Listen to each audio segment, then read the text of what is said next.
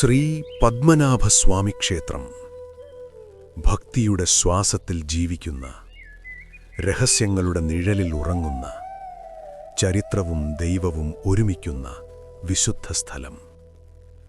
പ്രതിദിനം ആയിരങ്ങൾ ഇവിടെ എത്തുന്നു. ചിലർ പ്രാർത്ഥനയ്ക്കായി, ചിലർ സമാധാനത്തിനായി, ചിലർ മറുപടികൾക്കായി. കല്ലുകളിൽ കൊത്തിയ കഥകൾ, നിശബ്ദത്തിൽ മുഴങ്ങുന്ന മന്ത്രങ്ങൾ, അടച്ച വാതിലുകൾക്കുള്ളിൽ മറഞ്ഞിരിക്കുന്ന കാലാതീത രഹസ്യങ്ങൾ. എന്നാൽ നഗരങ്ങൾ പിറക്കുന്നതിനു മുമ്പ്, രാജ്യങ്ങൾ രൂപം കൊള്ളുന്നതിനു മുമ്പ്, കാലം തന്നെ തൻ്റെ ചുവടുകൾ എണ്ണിയിരുന്ന കാലത്ത് അവിടെ ഒരു കാട് മാത്രമുണ്ടായിരുന്നു. അനന്തൻ കാട്. പ്രകാശം നിലത്തെത്താൻ പോരാടിയിരുന്ന, നിശബ്ദതയ്ക്ക് പോലും ശബ്ദമുണ്ടായിരുന്ന, മനുഷ്യന്റെ സാന്നിധ്യം അപൂർവമായിരുന്ന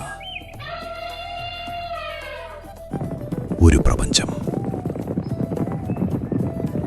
ആ കാട്ടിന്റെ ഹൃദയത്തിൽ ഒരു മഹർഷി, ദിവാകരമുനി, ലോകത്തിന്റെ മുഴക്കം വിട്ട് ഒരേക സത്യത്തിനായി ജീവൻ സമർപ്പിച്ച ഭക്തൻ. അവന്റെ ആഗ്രഹം ഒരു ദർശനം മാത്രം, മഹാവിഷ്ണുവിൻ്റെ. ദിവസങ്ങൾ വർഷങ്ങളായി മാറി. വർഷങ്ങൾ അനന്തമായ പ്രാർത്ഥനയായി ലയിച്ചു. അപ്പോൾ അസാധ്യം സംഭവിച്ചു. ഇടിമിന്നലല്ല, ദിവ്യപ്രകാശമല്ല, ഒരു ബാലൻ, നഗ്നപാദൻ, മൃദുസ്മിതം, കണ്ണുകളിൽ കളിയാടുന്ന അനന്തത. അവൻ എവിടെ നിന്നാണ് വന്നത് എന്ന് ആരും അറിഞ്ഞില്ല. എവിടേക്ക് മറഞ്ഞു എന്നാരും കണ്ടില്ല. പക്ഷേ അവൻ വീണ്ടും വന്നു. വീണ്ടും വീണ്ടും. മഹർഷിയുടെ ധ്യാനം ഭംഗപ്പെടുത്താൻ, പൂജകളെ പരിഹസിക്കാൻ, അല്ലെങ്കിൽ ഒന്നും പറയാതെ നോക്കി നിൽക്കാൻ. ഭക്തിയുടെ ആഴമളക്കുന്നത് പോലെ. ഒടുവിൽ സഹനം ചോരന്നു. "യാരാണ് നീ?" മുനി ചോദിച്ചു. ദിവ്യാരാധനയെ ഭംഗപ്പെടുത്താൻ. ബാലൻ ചിരിച്ചു. ആ ചിരിയിൽ കാടുപോലും ശ്വാസം പിടിച്ചു.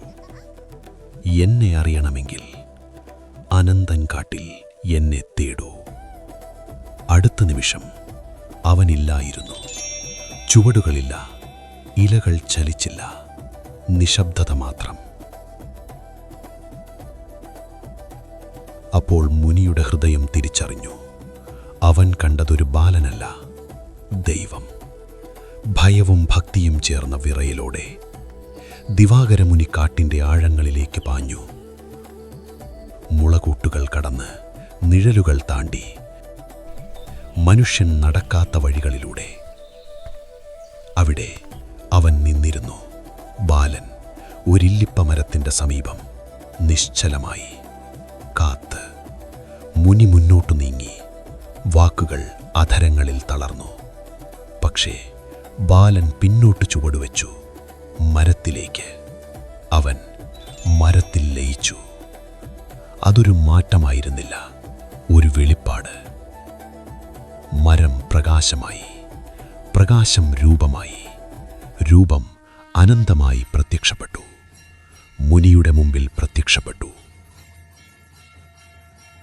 ആദിശേഷന്റെ മേൽ അനന്തമായി ശയിക്കുന്ന മഹാവിഷ്ണു. അവന്റെ രൂപം അതിരില്ലാത്തത്, കാണാനാകാത്തത്, മനസ്സിലാക്കാനാവാത്തത്.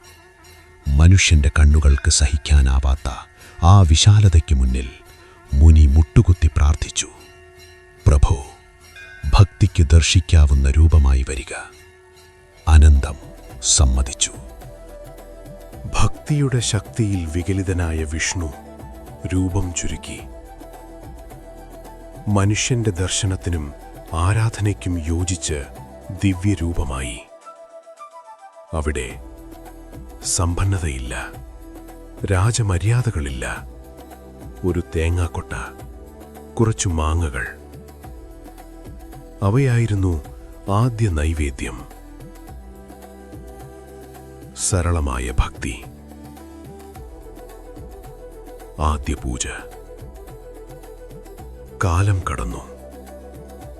രാജാക്കന്മാരെത്തി.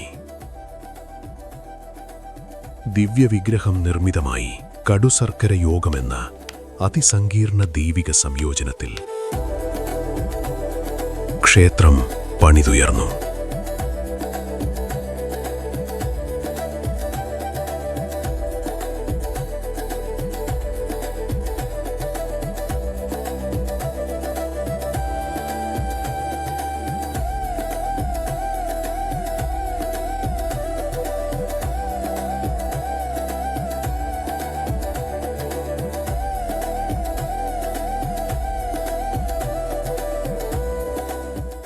ഈ ദൈവസാന്നിധ്യത്തിനു മുന്നിൽ തിരുവിതാംകൂർ മഹാരാജാക്കന്മാർ തങ്ങളുടെ രാജ്യം സമർപ്പിച്ചു. അവർ രാജാക്കന്മാരല്ലായിരുന്നു, പത്മനാഭദാസന്മാർ.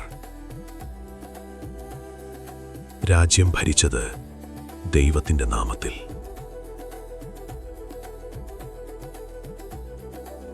ഇന്ന് ശ്രീ പത്മനാഭസ്വാമി ക്ഷേത്രത്തിൽ വിശ്രമിക്കുന്ന ആ മഹാദർശനം, 3 വാതിലുകൾക്കുള്ളിലൂടെ കാണപ്പെടുന്ന മുഖം, നാഭി, വിഷ്ണുവിന്റെ നാഭിയിൽ നിന്ന് ഉത്ഭവിക്കുന്ന സൃഷ്ടി, ബ്രഹ്മാവിന്റെ ജനനം, പ്രപഞ്ചത്തിന്റെ തുടക്കം. ഈ കഥ നമ്മോട് പറയുന്നു, ദൈവം അലങ്കാരങ്ങളിലും ആഡംബരങ്ങളിലുമല്ല, ഭക്തന്റെ ഹൃദയത്തിലാണ്. അവനൊരു ബാലനായും വരാം, ഒരു പരീക്ഷയായും വരാം, ഒരു വിശ്വരൂപമായും പ്രത്യക്ഷപ്പെടാം.